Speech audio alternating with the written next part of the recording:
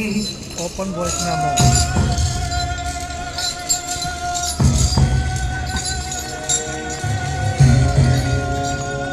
कोई माता की उम्मीदों पे न डाले पानी, जिंदगी भर तो हमें भेज के खाले पानी, जिंदगी भर तो हमें भेज के काले पानी।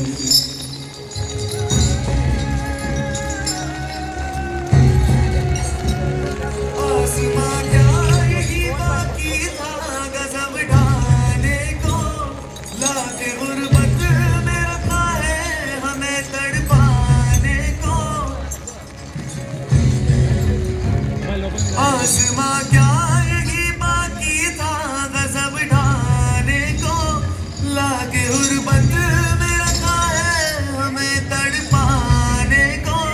आज इस घर में हम तैयार थे मर जाने को, जीते जी हमसे छुड़ाया है काश आने को, जिंदगी भर तो हमें भेज के काले पानी, जिंदगी भर तो हमें भेज के काले पानी।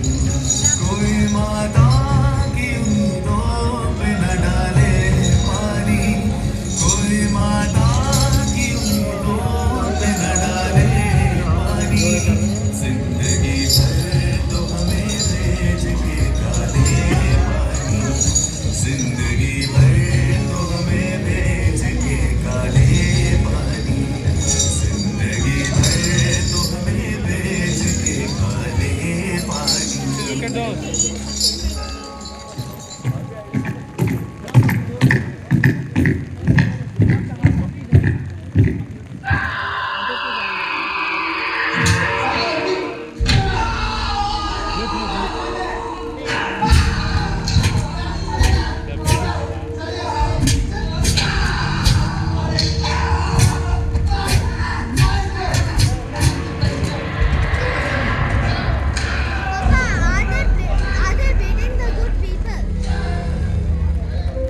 अब भी मौजूद है जुल्मों की निशानी लोगों, दरो दीवार पे लिखी है कहानी लोगों। कहां से शुरू करूं ये कहानी, जुल्मों सितम की ये दास्तां, आजादी के परवानों की वीरता और त्याग की गाथा। मैं जो एक रूह हूं, आत्मा, उन तमाम लोगों की जिन्होंने अपने खून पसीने से, अपने बलिदान से, जान की कुर्बानियों से इस मिट्टी के जर्रे जर्रे को आजादी का तीरथ बना दिया। मैं गवाह हूं उस जुल्म का जो यहां आदम के बेटों ने आदम के बेटों पर बेरहमी से ढाए। सदियों से मैं इसी जगह मौजूद हूं। मेरे सीने में दफन है वो सारी कहानियां जिन्होंने इन हरे भरे खूबसूरत टापुओं को वो खौफनाक नाम दिया, काला पानी।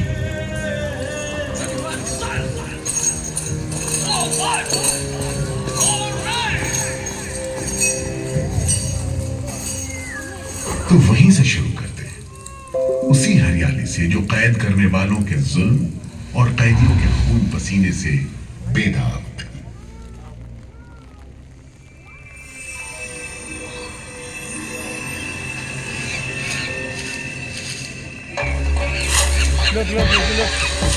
कहते हैं अंडमान द्वीप समूह का नाम रामायण के प्रतापी वानर देवता अंडमान यानी हनुमान के नाम पर रखा गया था। पुराने जमाने से यह कहानी चली आती है कि जब राम ने लंका पर चढ़ाई करने की योजना बनाई थी तो पहले इन्हीं टापुओं से धावा मारने की सोची थी, लेकिन बाद में इरादा बदलकर धनुष कोटि से हमला किया। इतिहास और पुराण में अंडमान द्वीप समूह इसी सिलसिले में याद किया जाता रहा है। उधर दूसरी शताब्दी के रोमन भूगोल शास्त्री टॉलमी ने इन टापुओं को दुनिया के पहले नक्शे में जगह दी और नाम रखा एग्डेमोन, एक ग्रीक गॉड एगेमेम्नॉन के नाम पर, जो भाग्य का प्रतीक है। इन टापुओं की तरफ लोगों का आना शुरू हुआ। धर्म प्रचारक, लुटेरे, बागी, मल्ला, किस्मत आजमाने को निकले जहाजी, हर तरह के लोग यहां आते रहे।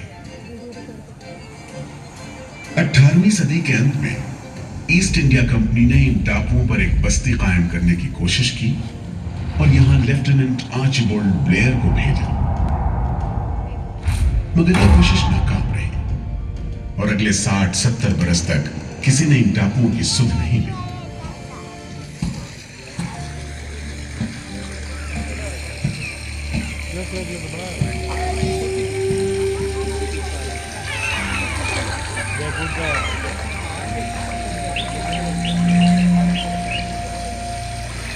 प्राकृतिक खूबसूरती और शांत समुद्र के बीच जिंदगी की खामोश लहरें उठती और बैठ जाती।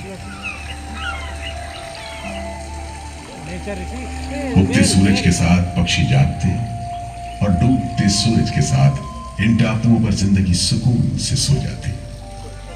कि तभी भारत का पहला स्वाधीनता संग्राम यानी 1857 की आजादी की लड़ाई हुई।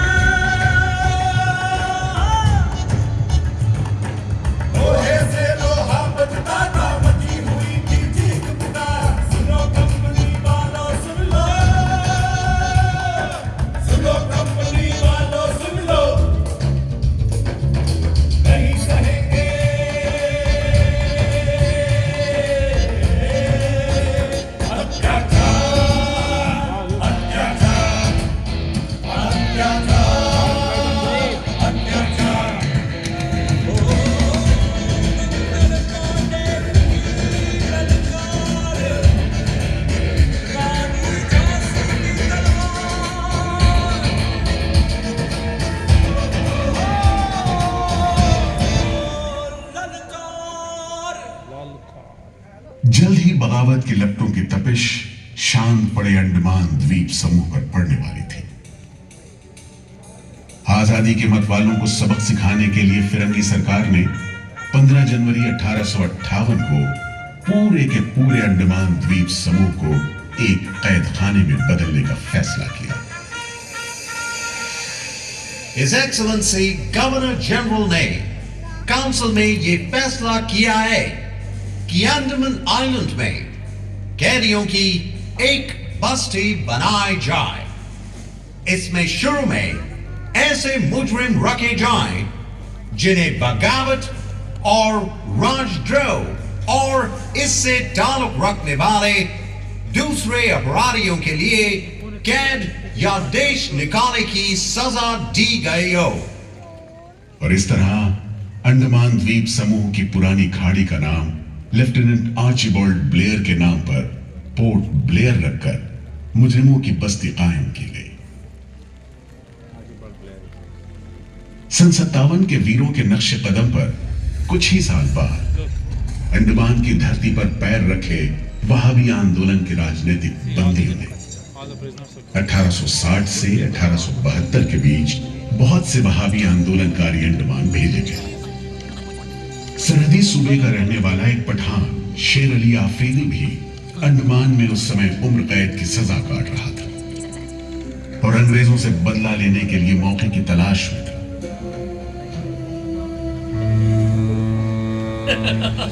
क्यों है शेर अली, तुम इस भीड़ भाड़ में कैसे? ओए, हम सुना है फिरंगी का लाट साहब इधर आता है। हम भी देखने आया है जुल्म करने वाले के सरदार कैसा दिखता है।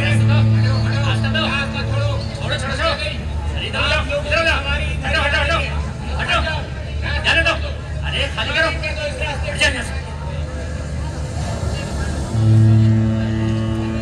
अरे देखो देखो, आ गए लाट साहब, अंग्रेज बहादुर आ गए। मिस्टर बर्ड, मैं सोचता हूँ कि इस खूबसूरती के बीच रहने के लिए प्रिजनर होना भी मैं एक्सेप्ट कर लेता। Yes, indeed. Just look how beautiful this place is. ये प्रिजनर लोग इस खूबसूरती को नहीं देखते, वरना इस टापू को प्रिजन नहीं स्वर्ग समझते। यस सर, आप ठीक कहते हैं। इधर आइए प्लीज। हम तुमको खत्म कर देगा फिरंगी जालिम। कैदियों के साथ तुम लोग जो हैवानी सलूक करते हैं, हम बर्दाश्त नहीं करेगा। पकड़ो इसको। शेर अली है सजा याफ्ता कैदी, सजा में रियायत पाकर नाई की दुकान चलाता है। जैसा कि होना था, शेर अली को फांसी हो गई।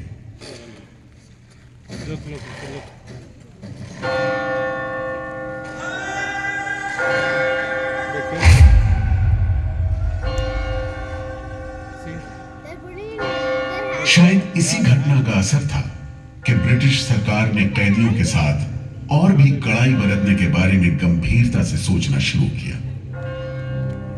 नतीजे के तौर पर सन 1896 में पोर्ट ब्लेयर की खौफनाक सेलुलर जेल का काम चीफ कमिश्नर केविन और इंजीनियर मैक्विन की निगरानी में शुरू हुआ। यूरेनस मैक्विन, आपकी जांच पूरी हो गई? यस सर, हमने पूरा टापू का मुआयना कर लिया है। तो आपके हिसाब से जेल कहाँ बनेगी? मेरा राय में जेल इसी जगह बने तो अच्छा रहेगा सर। इस पहाड़ी पर? यस सर, हम इस पहाड़ी को ईस्ट का तरफ ऊपर से काट कर समुद्र से 60 फीट की ऊंचाई पर मैदान बना देगा। इससे दो फायदा होगा, जेल के लिए जगह निकलेगा और पहाड़ी काटने से जो मिट्टी निकलेगा उससे हम नीचे का दलदल को भरकर ऑफिसर्स के लिए टेनिस एंड क्रिकेट खेलने का मैदान, इवन जिमखाना क्लब भी बना सकता सर। तय हुआ कि 5 लाख रुपए की लागत से पोर्ट ब्लेयर की इस पहाड़ी पर जेल बनेगा। फॉरेन कारीगरों के अलावा 600 कैदियों को काम पर लगा दिया गया। इस जेल में एक वक्त में 700 कैदियों को बंद रखा जा सकता है। योजना के अनुसार जेल के बीचों बीच एक मीनार बनाई जानी थी, जिसकी 7 दिशाओं में 7 खंड किसी सितारे की भुजाओं की तरह निकले होंगे। हर खंड में 3 मंजिलें बनाई जानी थी और 7 खंड में कुल मिलाकर 698 कोठरियों का निर्माण होना था। ईंटों की ढुलाई के लिए ट्रेन की 5 मील लंबी पटरी बिछाई गई। इमारत बनाने के लिए ढेर सारे सामान बर्मा से मंगवाए गए। जेल को बनाने में कोई 3 करोड़ ईंटें इस्तेमाल की गई। इंसानी खून पसीने की तो कोई गिनती ही नहीं।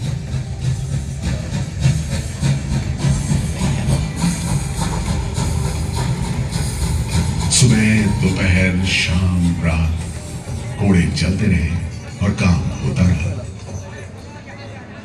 दीवारें उठनी शुरू हो गई। आखिरकार 10 साल बाद सन 1906 में यह विशालकाय जेल तैयार हो गया और यहीं से अंडमान के इतिहास का सबसे काला दौर शुरू हुआ।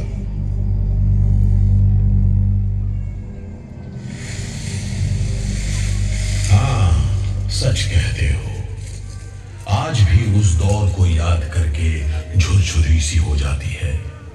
मैं पुराना पीपल का पेड़ जेल खाना बनने के इस लंबे अरसे में हर रोज अपनी जान की खैर मनाता रहा, क्योंकि इस पहाड़ी पर उगे हुए घने जंगल साफ करने के दौरान बहुत से लोग थे जिनका ख्याल था कि मुझे भी और पेड़ों की तरह काट गिराया जाना चाहिए, लेकिन मैं बच निकला। मेरी किस्मत में शायद खड़ा रहकर इस जेल में होने वाली यातनाएं देखना लिखा था। हर एक कैदी जेल के फाटक के भीतर आकर मेरी डालियों के नीचे से ही निकला है।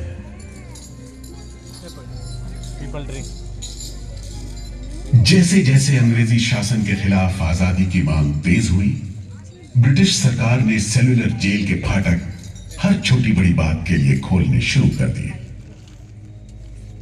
किसी ने पर्चा निकाला तो अंडमान जेल, किसी ने लेख लिखा तो अंडमान जेल। लेकिन जब आजादी की लौ दिल में जल रही हो तो लोगों को कब तक रोका जा सकता है? 20वीं सदी शुरू होते होते फिरंगी सरकार के खिलाफ जंग में तेजी आ गई।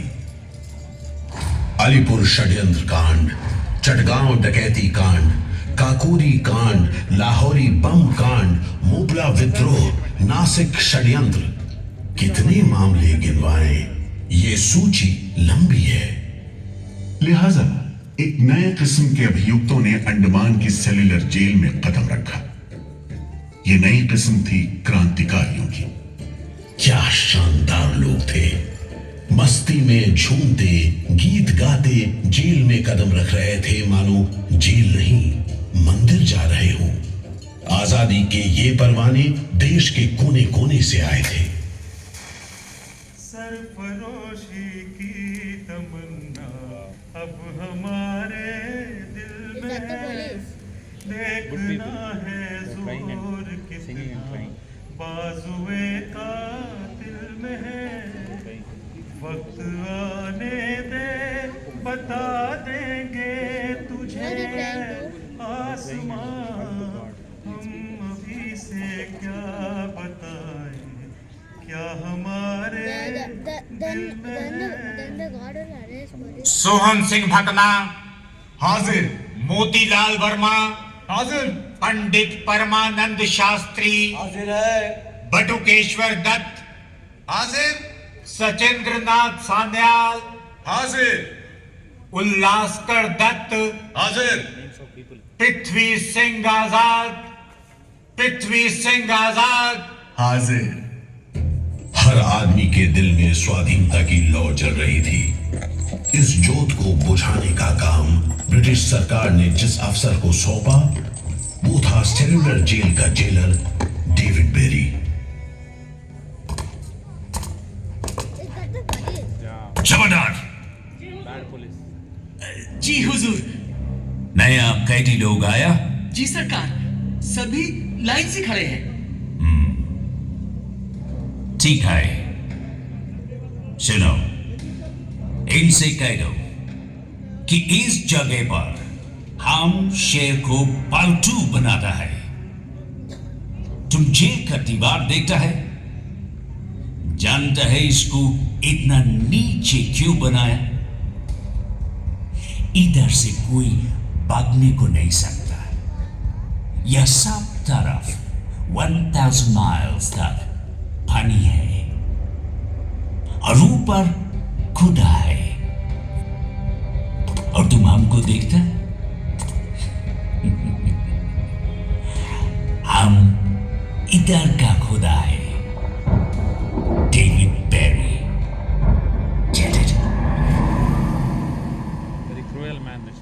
इस तरह कैदियों से ठसाठस भरी जेल की गंदी सीलन भरी बदबूदार हवा में कैदियों का बंदी जीवन शुरू होता है। बेड़ियों की आवाज, वार्डनों की गाली गलौज और मार खाते कैदियों की चीख पुकार से गूंजते कोठरियों का दम घुटू माहौल कड़े से कड़े इंसान को तोड़ने के लिए काफी था। लेकिन इन कोठरियों में ऐसे बंदी भी आए जिन्हें ये माहौल हताश करने की बजाय जुल्म का मुकाबला करने की प्रेरणा देता रहा। वीर विनायक दामोदर सावरकर, ये नाम ऐसे ही बंदियों में बड़े सम्मान के साथ लिया जाता है।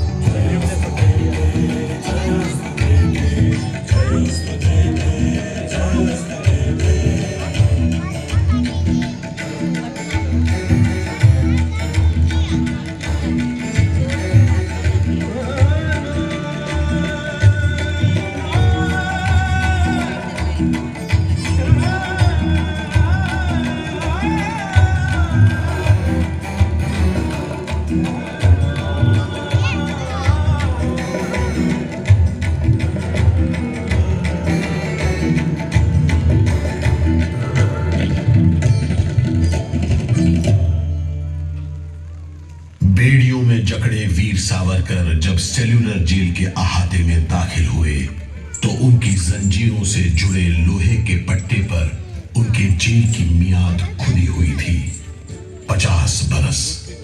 24 दिसंबर 1910 से 30 दिसंबर 1960 तक।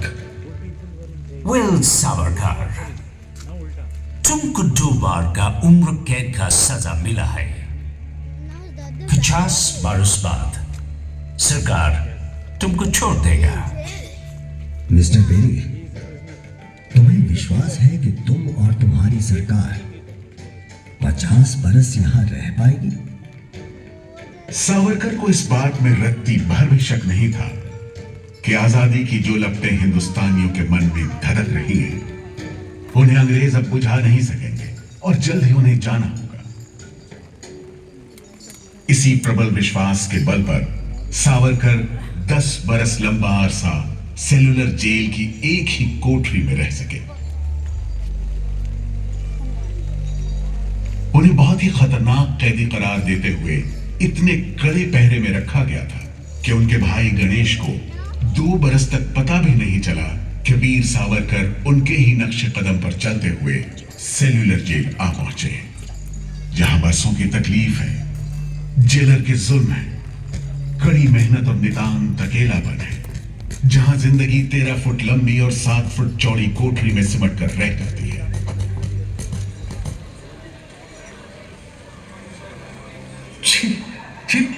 ये कैसा रद्दी खाना है?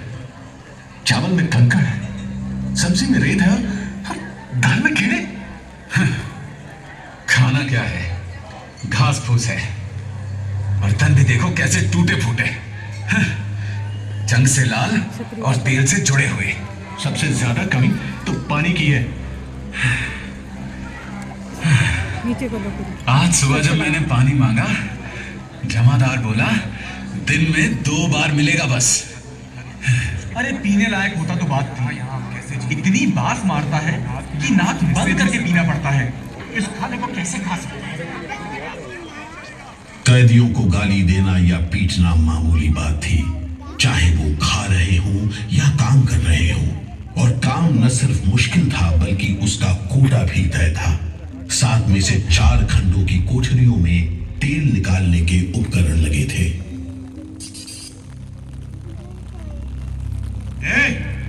इंदुभूषण, सुधीर, हेमचंद, तुम लोग इधर चलो, नारियल के बोरे उठाओ। हर बोरे में है 25 सेर नारियल। इन्हें पहुंचाओ 3री मंजिल पर। शाम तक हर तेल निकालना है, समझे? हम इतना तेल कैसे निकालेंगे? वो मशीनें तो हाथ से चलानी पड़ती हैं। जबान मत लड़ाओ बदमाश। जो हाथ बम पिस्तौल चलाते हैं वो मशीन नहीं चला सकते। चलो जल्दी करो, भाग कर जाओ और काम करो।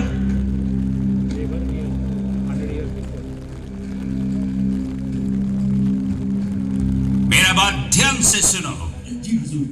जो आदमी काम नहीं करे उसको पेट लगाओ। जी हुजूर। समझा? जी। सजा दो, कोई छूट नहीं दो। जी। कोटा पूरा कराओ। जी। लेकिन तमाम मारपीट और गाली गलौज के बावजूद यदि कैदी काम पूरा न कर पाते तब जो सजा मिलती वो किसी की भी हिम्मत तोड़ने के लिए काफी थी। जमादार जी हुजूर। इसको 2 दिन तक टाट का वर्दी पहनाओ। कल से इसका गाना बंद। जी। सिर्फ 2 कप कंजी दो। जी हुजूर। ये पहला बार काम नहीं पूरा किया। जी। इस वास्ते इसको 1 हफ्ता हथकड़ी में रखो। जी हुजूर। ये बागी का बच्चा है, इसको बेड़ी डालो। इसको भी बेड़ी डालो 6 महीने तक। जी हुजूर। तुम अब तक 5 बार काम का कोटा पूरा नहीं किया, हम तुमको इस बदमाशी का मजा चखाएगा। जमादार जी हुजूर। इसको तन्हाई में रखो। जी हुजूर। Solitary confinement. जी। कोठरी में काम दो। जी। और इसको पेट लगाओ। और मारो, और मारो। नारे बोलेगा, बोल नारे, बोल बोल नारे, बोल नारे, जितनी ताकत है बोल नारे।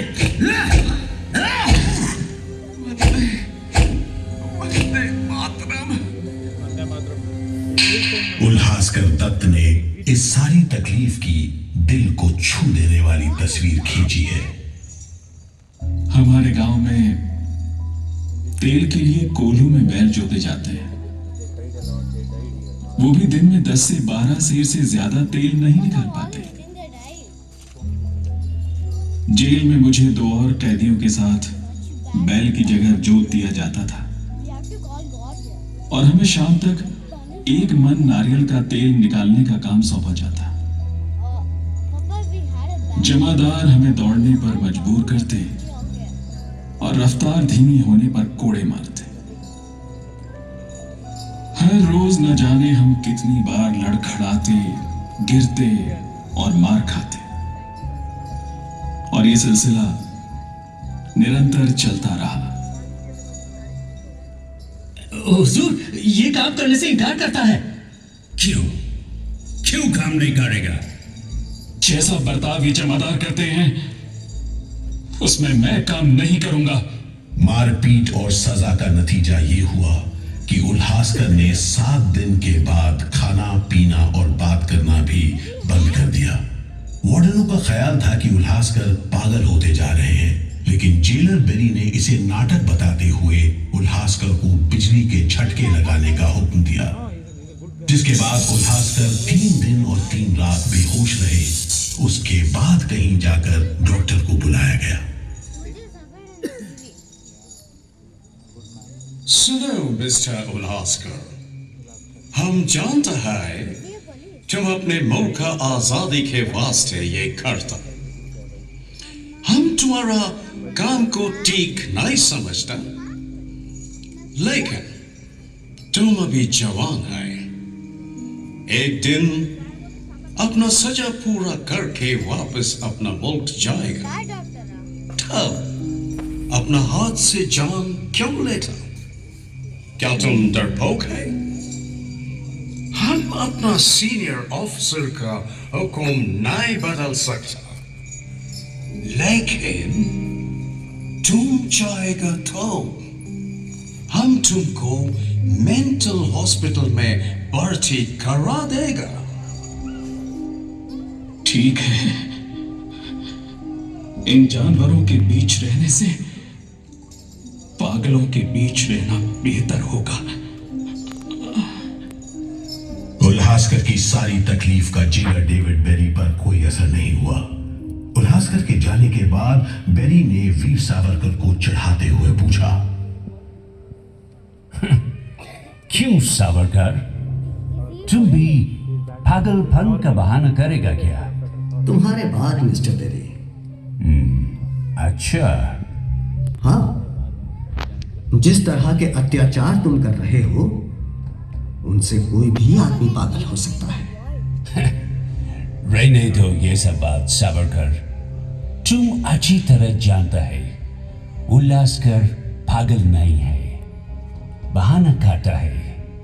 मिस्टर बेरी, अगर तुम सोचते हो कि उल्लास बहाना कर रहा था तब तुम पहले ही पागल हो चुके हो। ये सब अत्याचार बंद करो वरना हमारे पास स्ट्राइक के अलावा कोई रास्ता नहीं बचेगा। छूट नहीं, रियायत नहीं, छूट नहीं, रियायत नहीं। हमारी मांगे पूरी करो, पूरी करो। जिंदाबाद, जिंदाबाद, जिंदाबाद। बंदियों को छोड़ दो, बंदियों को छोड़ दो। और इस तरह कैदियों ने अपना आखिरी हथियार इस्तेमाल करना शुरू किया। हड़तालों का एक लंबा सिलसिला चल पड़ा, मगर ऐसे मामलों से जेलर बेरी और उसके अमले के रवैये में कोई खास फर्क नहीं पड़ा। कुल मिलाकर सेलुलर जेल के कैदी तकलीफ और बदसलूकी के बीच अपने दिन गुजारते रहे।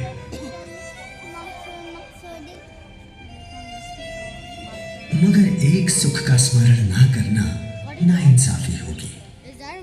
वो सुख था बुलबुलों की चहक, उनका मधुर स्वर, उनके झुंड कल कल करते नारियल के टुकड़ों पर टूट पड़ते। गंभीर विचारों से मुक्ति पाने के लिए मैं मन को बलपूर्वक इन बुलबुलों की चहक में लगाए रखता। मैं अपनी भाषा उन्हें सिखाने में असमर्थ था।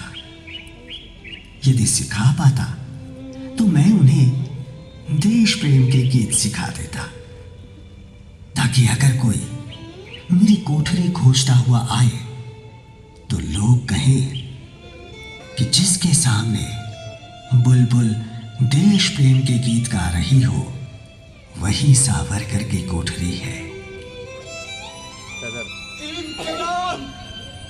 एक बार में 3 कैदियों को फांसी पर लटका दिया जाता।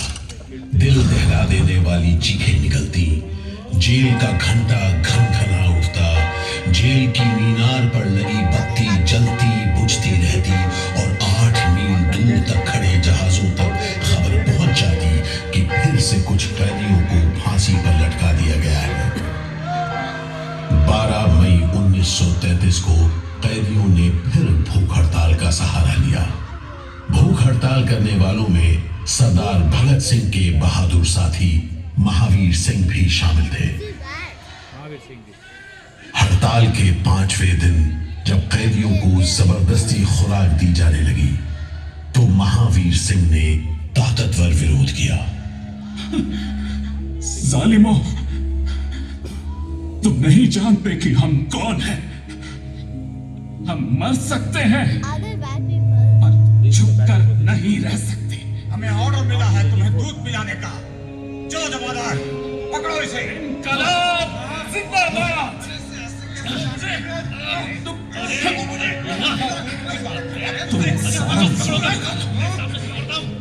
हम जबरदस्ती नहीं सहेंगे।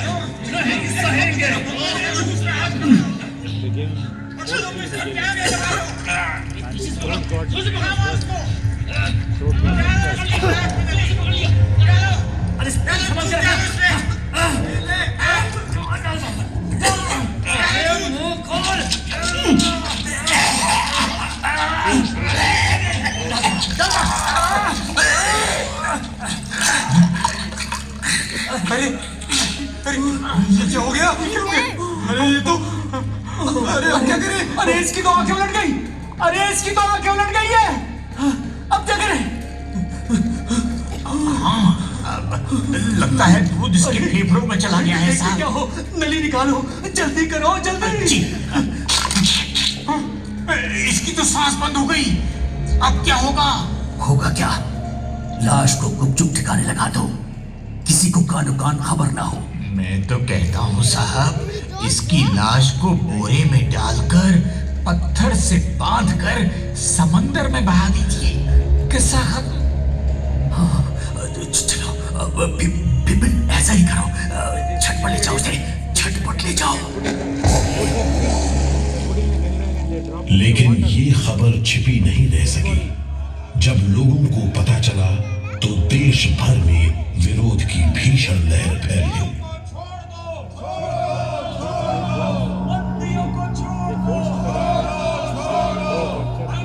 और फिर 45 दिन बाद 26 जून 1933 को जेल अधिकारियों ने हथियार डाल दिए। लेकिन देश अभी भी गुलामी की जंजीरों में जकड़ा हुआ था। इन्हीं हालात में सन 1937 के संवैधानिक सुधार लागू किए गए और कांग्रेस ने अनेक प्रांतों में मंत्रिमंडल कायम किए। स्वाधीनता की तरफ बढ़ते कदमों में तेजी लाने के लिए अंडमान के सेलुलर जेल के बंदियों ने भी आवाज बुलंद की। बंदियों की रिहाई, स्वदेश वापसी और राजनीतिक बंदियों के लिए बेहतर सुविधाएं हासिल करने की मांग को लेकर 24 जुलाई 1937 को सेलुलर जेल के कैदियों ने सामूहिक अनशन शुरू किया। वंदे मातरम, वंदे मातरम। अंग्रेज सरकार मुर्दाबाद, अंग्रेज सरकार मुर्दाबाद। भारत माता की जय, भारत माता की जय, भारत माता की। इस भूख हड़ताल का असर पूरे देश पर पड़ा। जगह जगह कैदियों के समर्थन में आंदोलन होने लगे। सारे देश के राजनीतिक बंदियों ने अनशन शुरू कर दिया।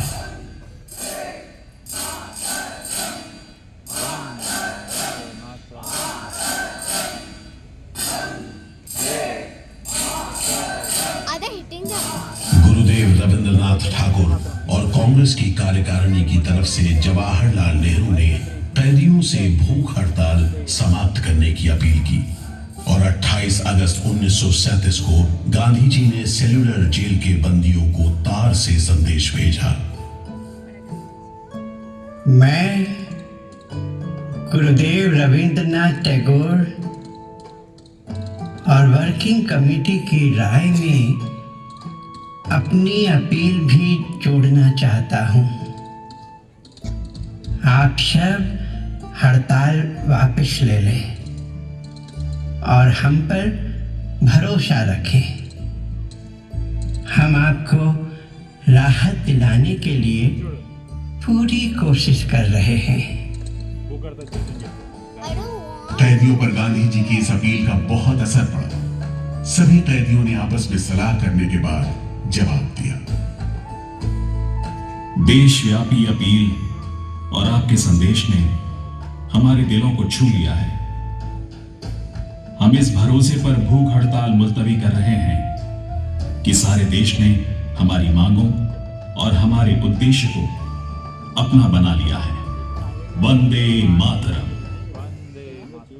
36 दिन के संघर्ष के बाद एक बार फिर बंदियों की जीत हुई।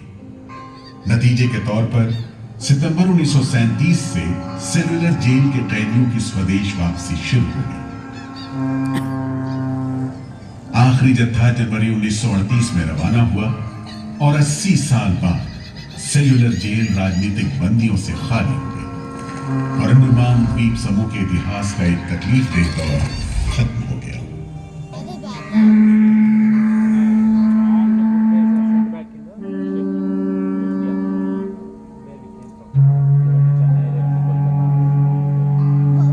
मगर एक और जालिम दौर शुरू होने वाला था। 1939 में दूसरा विश्व युद्ध शुरू हुआ और 1942 में जापानियों ने अंडमान पर कब्जा कर लिया।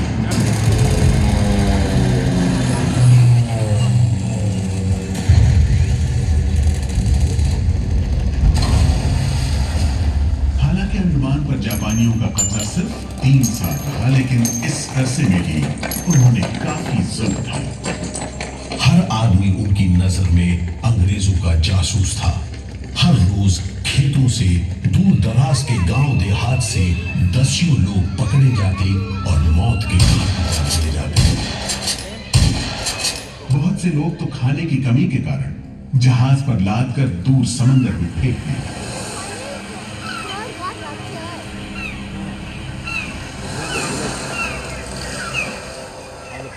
इसी दौरान नेताजी सुभाष चंद्र बोस अंडमान आए और जेल का मुआयना भी किया, मगर जापानी उन्हें जेल के उन हिस्सों में नहीं ले गए जहां वो सैकड़ों कैदियों को जासूस करार देकर तकलीफें पहुंचाते थे। अपनी छोटी सी अंडमान यात्रा के दौरान नेताजी ने तिरंगा भी फहराया।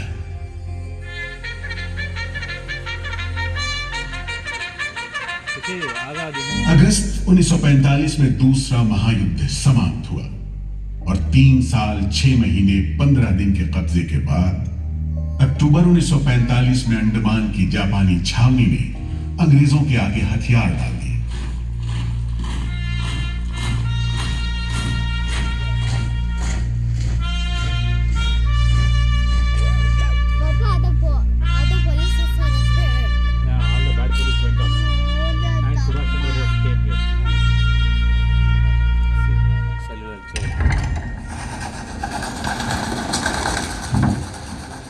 सेलुलर जेल के फाटक एक बार फिर खुले और कैदियों को रिहा कर दिया गया। इसके बाद 2 साल के अंदर अंदर भारत में ब्रिटिश सरकार का शासन खत्म हो गया।